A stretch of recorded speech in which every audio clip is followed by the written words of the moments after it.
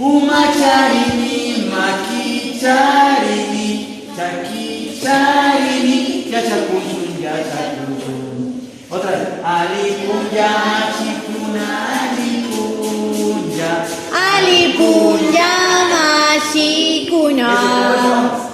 Alipunya mashikuna. Mashikuna. Umacharini. Maki. Chaki charini.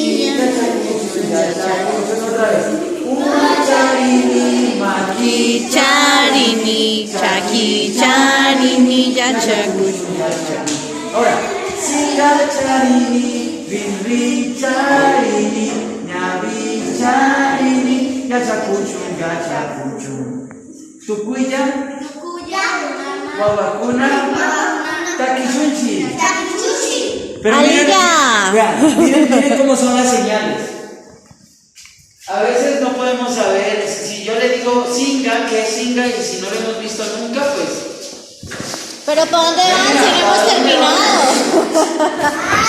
Ese fue el ensayis. Pero entonces, cuando yo digo ya singa, charini, ya me da una señal de que es la nariz, ¿no? Rinri, charini, ñavi, charini, ¿cierto?